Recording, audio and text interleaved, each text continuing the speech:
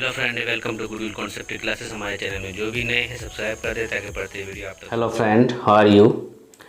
आज सीटेट 2012 जनवरी का कक्षा 1 to 5 के लिए प्रीवियस ईयर सॉल्व पेपर है ये, जो कि आपके आने वाली जो परीक्षा दिसंबर 2021 में है, काफ़ी लाभदायक होगा आपके लिए फ्रेंड।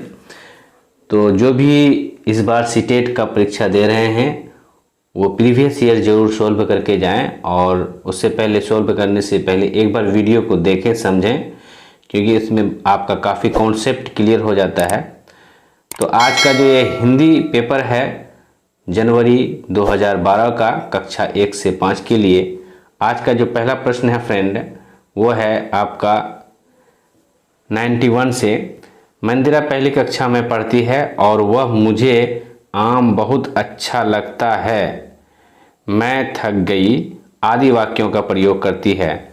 तो मंदिरा जो है इन वाक्यों को जो प्रयोग कर रही है, तो ऑप्शन है कि लिंग, वचन, क्रिया आदि की दृष्टि से सर्वनाम का प्रयोग करना जानती है, या दूसरा है केवल सर्वनाम का ही प्रयोग करना जानती है, तीसरा है केवल लिंग की दृष्टि से ही सर्वनाम का समुचित प्रयोग करना जानती है, और चौथा ऑप्शन है केवल मैं वाले वाक्य ही बोल सकती है।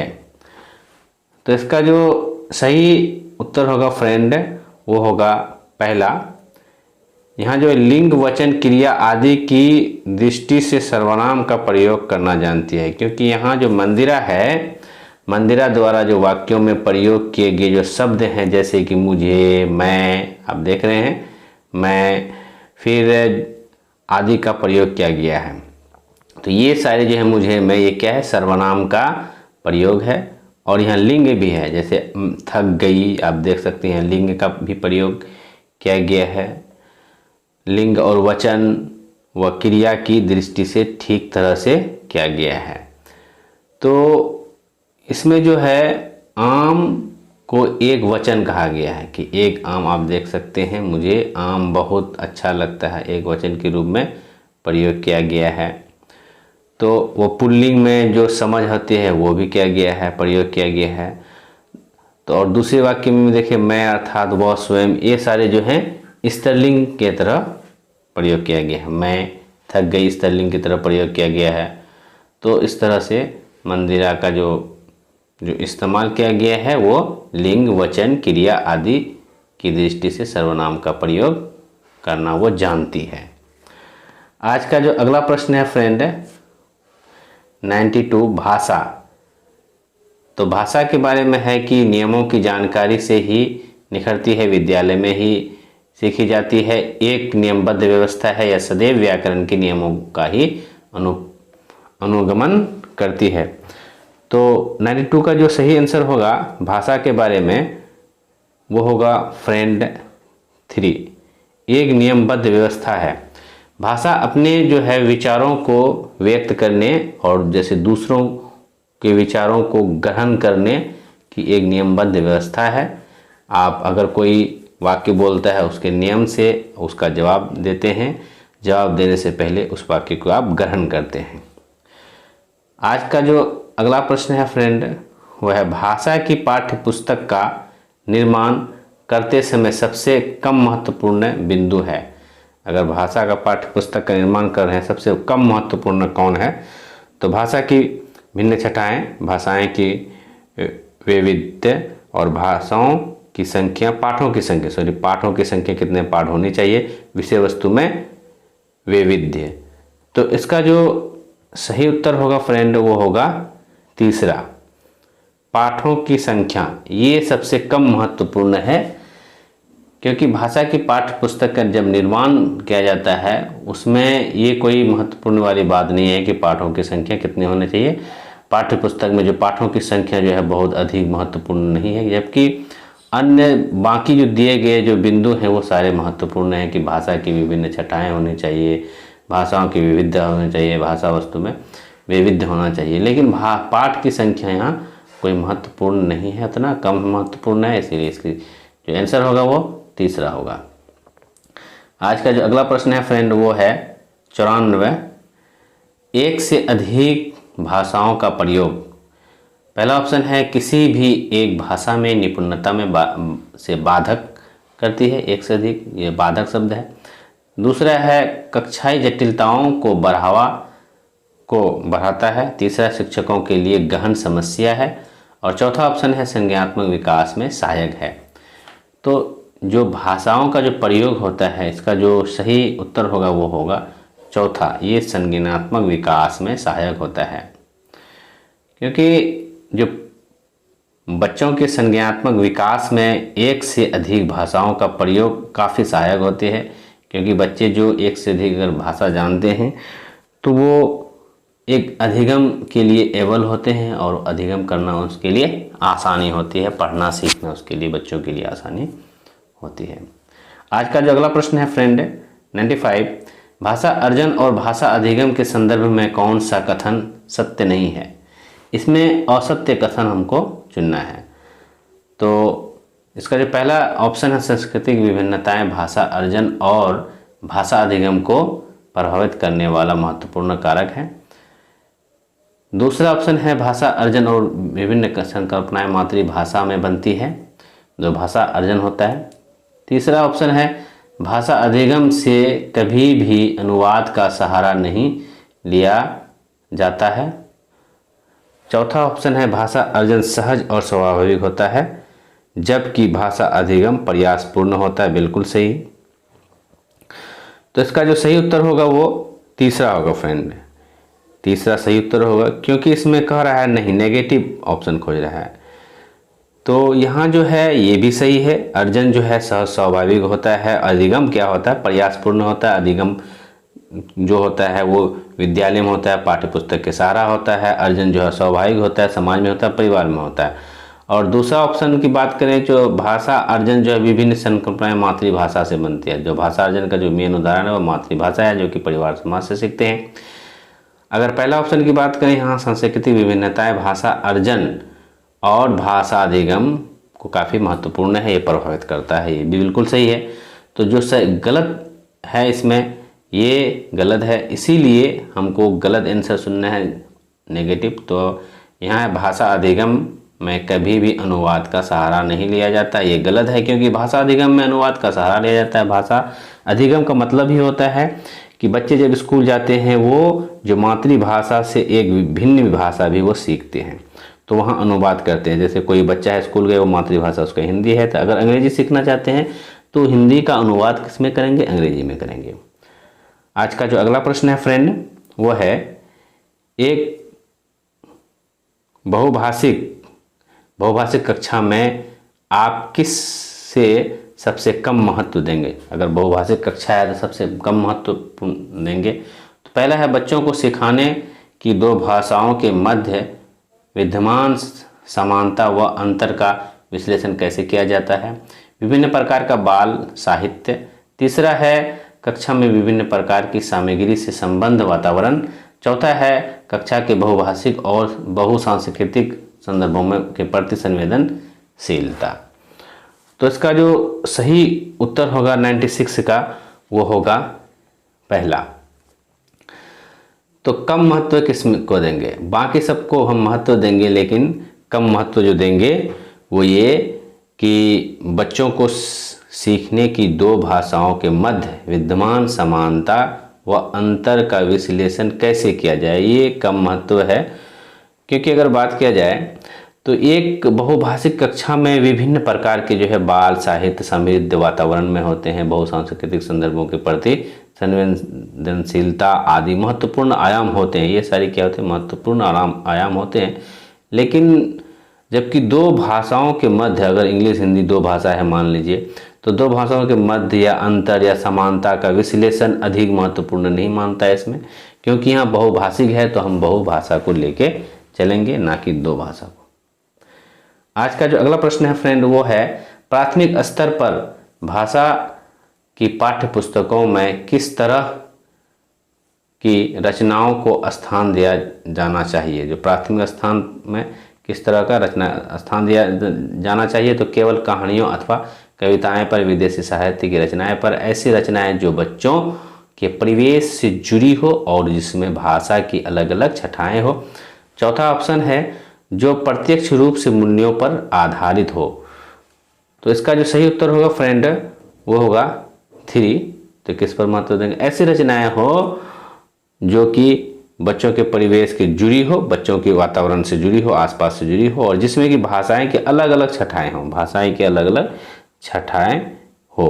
मतलब कक्षा 1 से अगर 5 तक की बात करें बच्चों के लिए इस प्रकार की रचनाएं स्थान दिया जाना चाहिए, जो कि क्या होता है बच्चों के दैनिक जीवन से, उसके आस पड़ोस परिवार से जुड़ी हुई होते हैं, और जिसमें कि भाषा के अलग अलग छटाएं होते हैं आस पास के पड़ोस के। तो इसका जो सही उत्तर होगा वो 3 है। आज का अगला प्रश्न है फ्रेंड कि निम्नलिखित में से कौन सा द्वितीय भाषा शिक्षण का उद्देश्य नहीं है? द्वितीय भाषा का शिक्षण का उद्देश्य नहीं है। तो जो पहला ऑप्शन है इसका बोलने की क्षमता के अनुरूप लिखने की क्षमता का विकास, विभिन्न मतलब जितना स्पीड से बोला जाता है उसी तरह से लिखना। दूसरा है विभिन्न क्षेत्र स्थितियों में हिंदी की विभिन्न प्रयुक्तियों को समझने की योग्यता का विकास। तीसरा है हिंदी में व्याकरणिक नियमों को कंठस्थ करना। ये कंठस्थ करना आप देख लें, ये नेगेटिव टैग वर्ड है। चौथा है दैनिक जीवन में हिंदी में समझने तथा बोलने की क्षमता का विकास। तो शिक्षण का उद्देश्य नहीं है, तो क्या उद्देश्य नहीं है? तो आप आंसर अब तक समझ गए होंगे, जो कि नेगेटिव वर्ड भी है। तो 98 का जो आंसर होगा वो होगा 3, हिंदी व्याकरणिक नियमों को कंठस्थ करना। आप बच्चों को कभी भी कोई भी सब्जेक्ट, कोई भी विषय को कंठस्थ नहीं करने कहेंगे, उसको समझ बूझ सोच के दायरे में उसको पढ़ाएंगे, ना कि उसको कंठस्थ करने के लिए कहेंगे। तो इसका जो उद्देश्य नहीं है वो कंठस्थ करना। आज का अगला प्रश्न है हिंदी भाषा का मूल्यांकन करते समय आप सबसे ज़्यादा किसे महत्व देंगे? व्याकरणिक नियम को, सीखने की क्षमता का आकलन, काव्य सौंदर्य, निबंध लिखने की योग्यता। तो आप किसको महत्व देंगे सबसे ज़्यादा एक शिक्षक के नाते?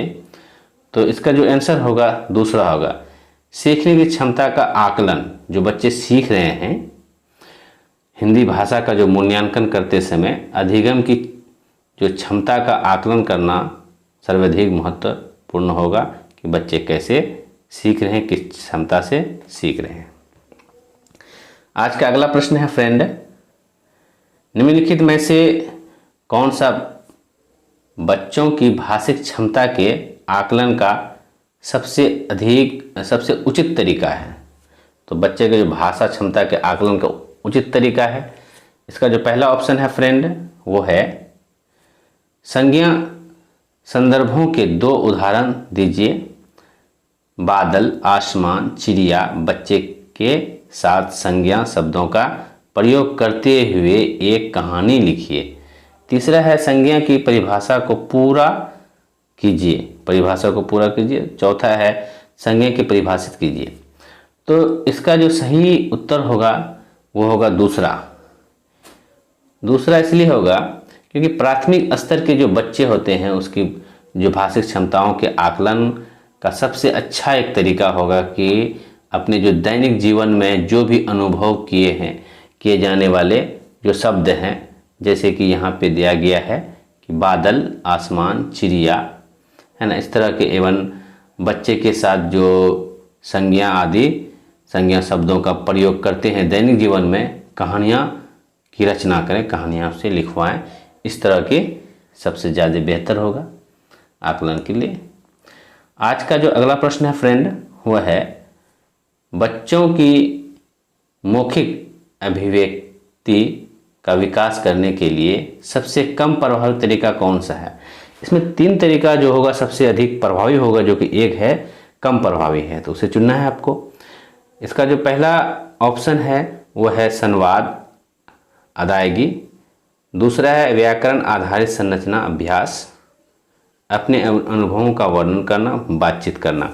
इसका जो सही उत्तर होगा वो होगा व्याकरण आधारित संरचना का अभ्यास।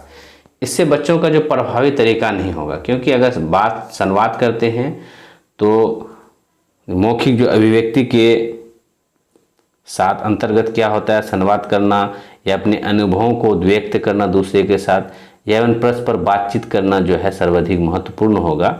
इसलिए इसका जो आंसर होगा 2 होगा। और जो तीसरा जो है, ये सब 3 जो है सही है, लेकिन तीसरा जो है कम प्रभावी है, इसलिए कि व्याकरण के आधारित का हम अभ्यास करेंगे तो उसका कोई प्रभावी तरीका नहीं होगा विकास का। आज का अगला प्रश्न है फ्रेंड, भाषा सीखने के लिए कौन सा कारक सर्वाधिक महत्वपूर्ण है? तो भाषा सीखने के लिए सबसे महत्वपूर्ण कारक है वो कौन सा है? तो आज का जो पहला है समृद्ध भाषिक वातावरण, भाषा के व्यवहारिक नियम, तीसरा है पाठ्य पर आधारित प्रश्नोत्तर, चौथा है भाषा की पाठ्यपुस्तक। तो इसका जो सही उत्तर होगा फ्रेंड वो होगा 102 का नंबर। पहला आंसर होगा कि समृद्ध भाषिक वातावरण। अगर भाषा सीखने के लिए कोई सर्वाधिक अच्छा कारक है, महत्वपूर्ण कारक है, तो समाज का समृद्ध वातावरण ही है, जो कि बच्चे का समृद्ध वातावरण भाषिक वातावरण होगा। परिवार, माहौल, जो आसपास के पड़ोस होंगे, वहाँ पे बच्चे सही से भाषा को अर्जित कर सकते हैं। आज का अगला प्रश्न है फ्रेंड, दृष्टिबाधित बच्चों को भाषा सीखते समय तो दृष्टिबाधित भाषा सीखते समय पहला ऑप्शन है अधिक से अधिक मौखिक भाषा का प्रयोग करना चाहिए, उन्हें कक्षा में अलग बैठाना चाहिए ताकि उन पर विशेष ध्यान जाए। तीसरा है उन्हें विभिन्न भाषिक गतिविधियों से शामिल नहीं करना चाहिए। तीसरा है कम पाठ वाली पुस्तक का निर्माण किया जाना चाहिए। तो जो दृष्टिबाधित बच्चे हैं उनके लिए क्या करना चाहिए? तो इसका जो सही उत्तर होगा वो होगा पहला।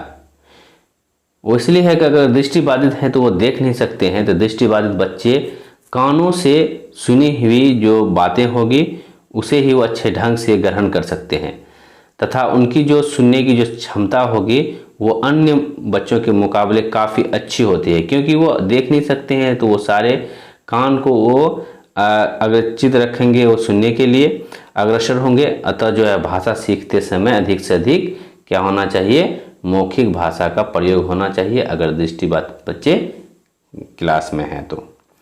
आज का अगला प्रश्न है बहुभाषिकता। तो बहुभाषिकता क्या है? तो भाषा सीखने का बहुत बड़ी बाधा है। ये बाधा शब्द है, नेगेटिव है फ्रेंड। दूसरा है जो भाषाई, ये तो हो ही नहीं सकता है। दूसरा है भाषाई समृद्धि को खतरे में डालती है। जो बहुभाषिकता है खतरे में डालती है, तो ये भी नहीं होगा। अब इस तरह से भी आप आंसर दे सकते हैं, जो आपको गलत लगे गलत कर दें, आपका समय बचेंगे। जो तीसरा है भाषा सीखने में बाधा उत्पन्न करती है, बहुभाषिकता बाधा उत्पन्न नहीं कर सकती है। तो चौथा है जो भाषा सीखने में एक महत्वपूर्ण साधन है, तो यही सही आंसर होगा फ्रेंड। जो बहुभाषिकता है भाषा सीखने में, बहुभाषिकता भाषा जो सीखने में एक महत्वपूर्ण साधन के रूप में काम करते हैं, जो कि बच्चे एक से अनेक भाषा सीख जाते हैं। आज का अगला प्रश्न है फ्रेंड, आज का अगला प्रश्न है बच्चे विद्यालय आने से पहले, आज का अगला और अंतिम प्रश्न होगा ये। तो विद्यालय आने से पहले भाषा के चारों कौशल पूर्ण अधिकार रखते हैं। दूसरा है अपनी भाषा नियमबद्ध व्यवस्था से व्यवहारिक कुशलता के साथ आते हैं, जो अपनी भाषा होती है उनकी। तीसरा है कटोरी परेड होते हैं भाषा। चौथा है भाषा का समुचित उपयोग करने से समर्थ नहीं है। तो इसका जो सही उत्तर होगा कि जो बच्चे जब विद्यालय आते हैं तो इसका सही उत्तर होगा दूसरा, वो अपनी भाषा में नियमबद्ध, जो कि मातृभाषा होते हैं, वो व्यवहारिक कुशलता के साथ स्कूल आते हैं। बच्चे एक भाषा सीख के आते हैं जिन्हें मातृभाषा हम कहेंगे, चाहे उसकी मातृभाषा इंग्लिश हो, हिंदी हो, उर्दू हो, जो भी हो। तो बच्चे जब भी स्कूल आएंगे वो उसमें प्रवेश करेंगे तो उनकी एक आसान सी एक नियमबद्ध एवं व्यवहारिक भाषिक जो व्यवस्था होती है ना, जो कि व्याकरण नियमों से थोड़ी भिन्न होती है, और उसमें क्या होते हैं अपनी एक मातृभाषा में अपने परिवेश, अपने परिवार से ही सीखते हैं वो, और उसी उसके अनुरूप भाषा का वो बच्चे क्या करते हैं, प्रयोग भी करते हैं। तो फ्रेंड, आज का ये प्रीवियस ईयर जनवरी 2012 का जो हिंदी का है फ्रेंड, इसी तरह आपका प्रीवियस ईयर का सारे चैप्टर आपको प्रत्येक ईयर का, प्रत्येक सीटेट एग्ज़ाम का आपको हमारे प्लेलिस्ट में मिल जाएंगे। तो आप इसी तरह देखते रहें और हमारे चैनल को अब तक जो सब्सक्राइब नहीं किए हैं, लाइक शेयर सब्सक्राइब कर दें। अगर अनसब्सक्राइब हो गए फिर भी सब्सक्राइब कर दें फ्रेंड। तो आज के लिए इतना ही, फिर मिलते हैं। Till then take care.